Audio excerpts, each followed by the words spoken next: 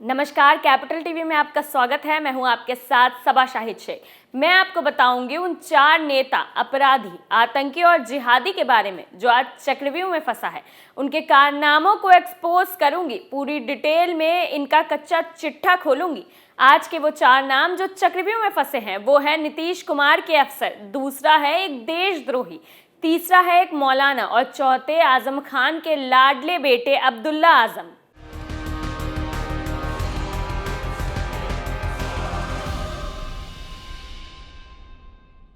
सबसे पहले बताते हैं बिहार के अफसर के बारे में। सुशासन बाबू के अफसर बेकाबू हो रहे हैं। बिहार के सीएम अपने अफसरों पर ही नकेल नहीं कस पा रहे हैं। बिहार कैडर के आईपीएस अधिकारी विकास वैभव के सोशल मीडिया पोस्ट वायरल हो रहे हैं।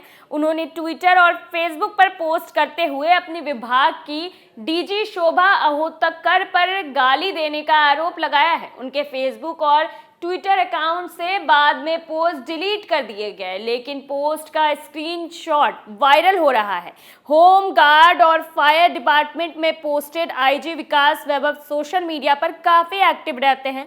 विकास वैभव ने सोशल मीडिया पर अपना दर्द बयां करते हुए अपने ही डिपार्टमेंट की डीजी शोभा अहोतकर पर गाली गलौज करने का आरोप लगाया है। पोस्ट में उन्होंने लिखा था, मुझे होम गार्ड और फायर डिपार्टमेंट में आईजी का दायित्व 18 अक्टूबर 2022 को दिया गया था। तब से ही सभी नव दायित्वों के निर्वहन हेतु हर संभव प्रयास कर रहा हूं। प्रतिदिन तब से ही अनावश्यक ही डीजी मैडम के मुख से गालियां ही सुन रहा हूं, परंतु यात्री मन आज वास्तव में द्रवित है। उनका ट्वीट इतना बतलाने के लिए काफ़ी है कि डिपार्टमेंट में सब कुछ ठीक नहीं चल रहा है। 8 और 9 फरवरी को आधी रात को आईपीएस अधिकारी विकास वैभव ने ट्वीट किया, यात्री मन व्याकुल है, बंधनों से मुक्त होना चाहता है। परिस्थितियां भले अवरोध उत्पन्न करती प्रतीत हो रही हो, परंतु यात्री मन ये भी जानता है कि यात्री मन को कोई बांध नहीं सकता है।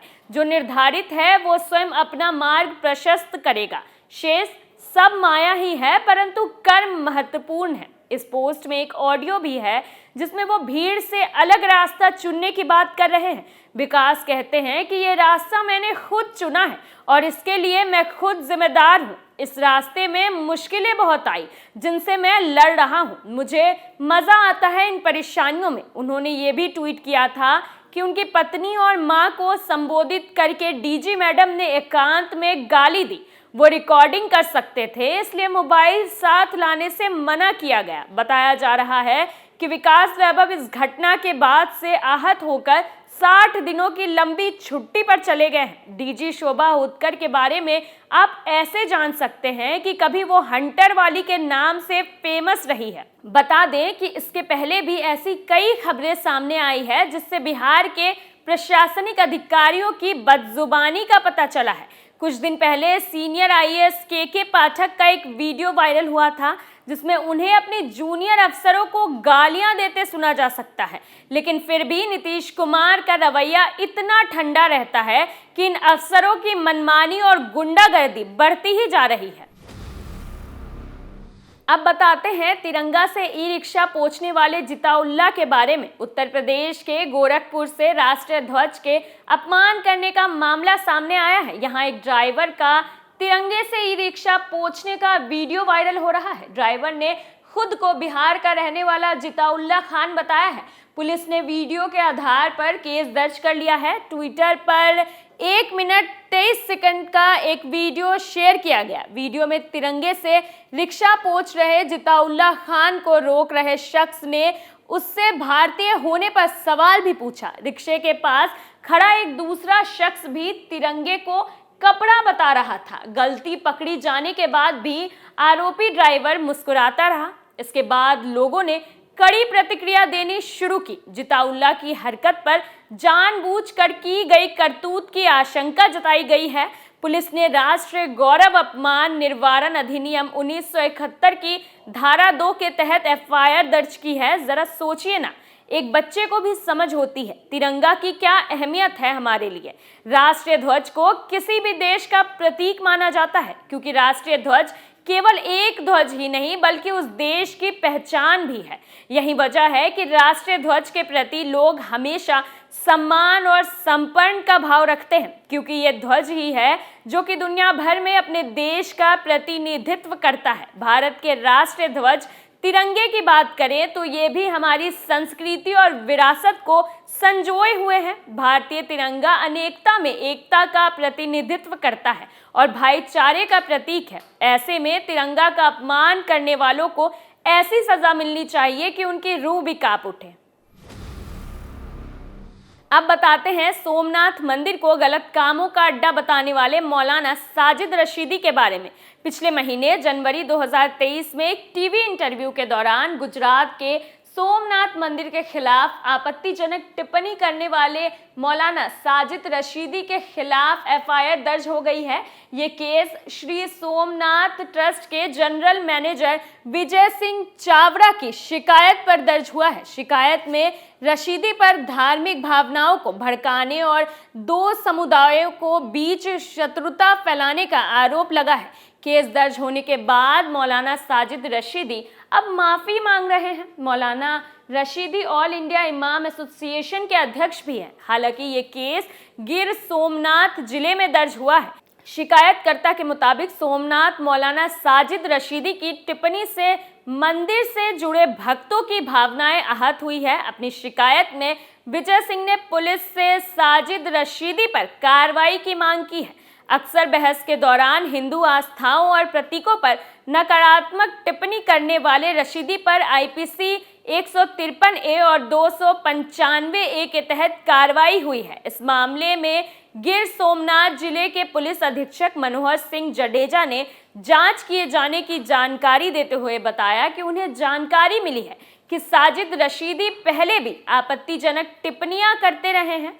आपको बता दें कि मौलाना साजिद रशीदी ने विदेशी आक्रांता महमूद गजनवी की शान में कसीदे गढ़े थे। तब उन्होंने कहा था, जैसे गजनवी को लोग कहते हैं कि उसने सोमनाथ का मंदिर तोड़ा, जबकि इतिहास ये है कि वहाँ के लोगों ने जाकर गजनवी को बताया था कि वहाँ आस्था और देवी देवताओं के नाम पर क्या हो रहा है, वहाँ लड़कियों को कैसे लापता कर दिया जाता है। और उसके बाद भी गजनवी ने वहाँ बाकायदा पता करवाया और सीआईडी भेजी, तब जाकर सोमनाथ के मंदिर पर चढ़ाई की। उन्होंने सोमनाथ के मंदिर को तोड़ने का काम नहीं किया, बल्कि वहां जो गलत कार्य हो रहे थे उसको खत्म करने का काम किया। वहीं एफआईआर दर्ज होने से रशीदी के पसीने छूटने लगे हैं और वो अब माफी मांगते फिर रहे हैं। अब बात करते हैं अखिलेश यादव के कद्दावर नेता आजम खान के बेटे अब्दुल्ला आजम के बारे में। समाजवादी पार्टी नेता अब्दुल्ला आजम के जन्म प्रमाण पत्र के मामले में सुप्रीम कोर्ट से बड़ा झटका लगा है। कोर्ट ने समाजवादी पार्टी नेता अब्दुल्ला आजम के तरफ से दाखिल पुनर्विचार याचिका को खारिज कर दिया है। सुप्रीम कोर्ट ने पुनर्विचार याचिका को खारिज करते हुए कहा कि अपने आदेश में बदलाव करने का कोई नया आधार नहीं है। दरअसल सुप्रीम कोर्ट ने अब्दुल्ला आजम की याचिका को खारिज कर दिया था और इलाहाबाद हाईकोर्ट के फैसले को बरकरार रखा था। हाईकोर्ट ने फर्जी जन्म प्रमाण पत्र मामले में अब्दुल्ला के विधायक के तौर पर चुनाव को रद्द करने के आदेश दिए थे। उन्होंने स्वास्थ्य सीट से चुनाव लड़ा था। हाईकोर्ट ने अब्दुल्ला की तरफ से पेश किए गए जन्म प्रमाण पत्र को फर्जी पाया था, जिसके चलते उनका चुनाव रद्द कर दिया गया था। कोर्ट ने पाया था कि 2017 में चुनाव लड़ने के दौरान सपा नेता के बेटे की उम्र 25 साल से भी कम थी, इसलिए उनकी याचिका को खारिज कर दिया गया है। ऐसे लोगों के लिए आप क्या राय रखते हैं, हमें कमेंट्स करके ज़रूर बताएं। तो फिर इजाज़त दीजिए। चक्रव्यूह में मेरे साथ आज के लिए इतना ही। कल फिर कौन किसके चंगुल में फंसेगा, नए मुद्दों के साथ फिर पेश होंगे और दिखाएंगे कई और सनसनीखेज खुलासे। तब तक के लिए देखते रहिए कैपिटल टीवी। नमस्कार।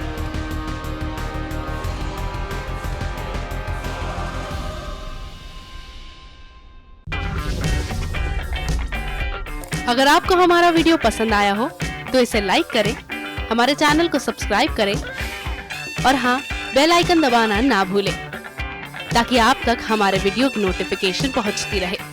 आप अपना सुझाव हमें कमेंट बॉक्स में दे सकते हैं। हमारे साथ जुड़ने के लिए शुक्रिया।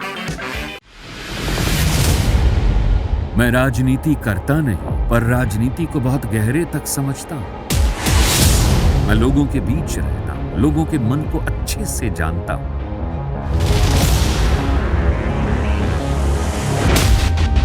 पब्लिक और पॉलिटिक्स की हर नब्ज को खूब पहचानता हूं।